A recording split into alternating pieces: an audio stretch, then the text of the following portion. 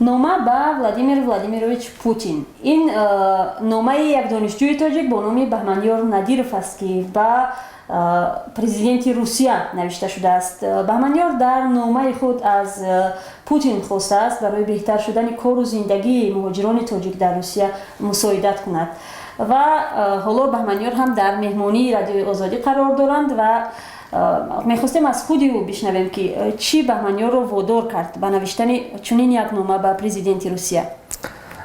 خیلی در نامه من قید کردم 2 سال مهاجر بودم در روسیه بزرگ و در ولایت ایرکوتسک، لیکن به بسیار شهرهایش سفر کردم، از بسیار شهرهایش دیدن کردم. عموما حالی مهاجران، حالی تاجیکان، چه ازبک و چه قرغیز بسیار بد است. بعد به اون خاطر که هرچند در اونجا پول کار میکنند و مثلا اویلشون میفرستند، مشکل در اونجاست که اونها همیشه در ترس هستند. ترس از میلیسا، ترس از ملیتگراهای روس، ترس حجت. یک مشکل بزرگ دیگری مهاجران تاجیک در آن است که حجت گذاری وقتی بیشتر را میگیرد، مبلغی بیشتر را میگیرد و همچنین خیلی میدونید بیشتری مهاجران ما زبان را نمیدونند که مستقیما روند حجت سپارند و حجت قبول کنند و از این گروهی چطوری میگویند پسریدنیک‌ها یا که میاند روها هم استفاده میکنند که حق اونها هم کم نیست. بهمنیار چطور شد که شما هم مهاجر شدید؟ تا جایی میدانیم حالا دانشجوی کورس سوم دانشگاه ملی هستید و علاقه تجربه مهاجرت رو هم دارید. من سال 2010 به فاکولته ژورنالیستیک داخل شده بودم. 2 سال خواندم در اینجا و برادرم که در اونجا به سوداگری مشغول است خواهش کرد که بیایم به کارهایش یاری رسانم. به همین خاطر من رفتم روسیه و 2 سال قطار دیگر تاجیکان در مهاجرت بودم در روسیه. تشکر.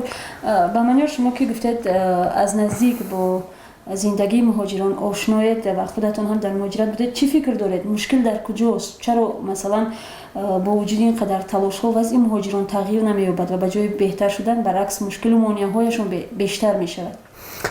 خب برای چی بهتر نمی‌شود؟ این شاید از سیاست همون دولت وابسته است که روز از روز قانون مهاجرت را برای مهاجران مشکل تر می‌کند. اگر از طرف مهاجران گوییم مشکلی در آن است که زبان را نمی‌دانند، مثلا از آدابی در شهر گشتند بی‌خبر هستند. این از طرف مهاجران است. بعد از طرفی که حکومت خود ما هم هست که دستگیری کمتر است، مهاجران را کمتر دستگیری میکنند. مشکلی در همین است فکر میکنم وقتی هم حکومت تاجیکستان هم حکومت روسیه برای بهتر کردن حالت مهاجران کوشش میکنند، شاید که بهتر شد. شما در نامه‌تان از محبوبیت پوتین، یعنی مثلا خرد و بزرگ در تاجیکستان هم گفتید. به نظر خودتان همچون یک جوان پوتین چگونه شخصیت است؟ از نظر من، از نظر یک دانشجو، پوتین واقعا یک شخصیت بزرگ است. یک دولت بزرگ را اداره میکند و این هم کاری هر کس نیست.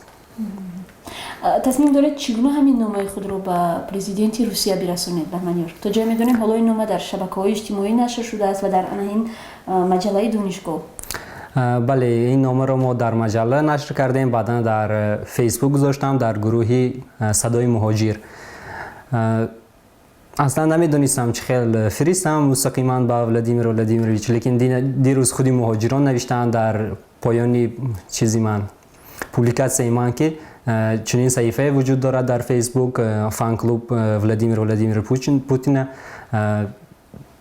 حالا نگذاشتم، شاید میگذارم. بهمنیار تا کجا باور دارید که نامه شما واقعا میرسد به پرزیدنت روسیه و خواسته های شما عملی میشود؟ چون تا جای میدونیم تا امروز هم چنین نامه ها از جانب ساکنان تاجیکستان به عنوان پرزیدنت روسیه نوشته شده بودند. اصلا باور ندارم که نامه من تا به جناب پوتین میرسد، لیکن بنده با امید است و نمیدونم نامه یک دانشجو تا کجا میتواند چیزی را تغییر دهد در سیاست روسیه و عموما در سیاست مهاجرت. لیکن به هر حال من کوشش کردم یک یاری کرده باشم با مهاجران. مشخصا چی میخواستید شما از پوتین؟ مشخصا من میخواستم که قانونگذاری مهاجران کمتر سبک کرده شود. من در نامه ذکر کردم که برابر ورود شدن به روسیه مهاجر مجبور است کمش 50,000 روبل روسی صرف کند وقتی از تاجیکستان نو وارد روسیه میشد. این البته گران است و همچنین انداز از پتنت که هر ماه مهاجران میسپارند از 1250 روبل روسی به 3000 بلند کرده شد که این هم البته گرانی میکند برای یک مهاجر. برای حکومت تاجیکستان هم یگان پیشنهادی دارید؟ خب البته پیشنهاد این است که دستگیری کنند مهاجران، با همتایان روسی خود در گفتگو باشند و در جستجوی راهی باشند که مشکل مهاجران را آسان کند. آخرین سوال در مورد این اتحادیه هایی که روسیه تشکیل کرده است از جمله اتحادیه گمرکی چی نظر دارید؟ فکر میکنید تاجیکستان ها باید شامل شود؟ من که اصلا از سیاست مداری خبر ندارم و از اقتصاد خبر ندارم، فقط همین را میدونم که با داخل شدن به این سازمان ها حال مهاجران بهتر می شود. مثلا آنها دیگر با قید گرفتن نمی شوند، مجبور نیستند که اجازه برای کار گیرند یا که هر ماه انداز سپارند. این یک بهبودی برای مهاجر تاجیک می شود که البته من ضد نیستم. مصاحبه ما بهمنیار نادیرف بودند، یک دانشجوی دانشگاه ملی تاجیکستان که اخیراً با یک نامه به پرزیدنت روسیه پوتین مراجعت کرده خواسته است تا در بهبود یافتن وضع مهاجران تاجیک در این کشور مساعدت کنند.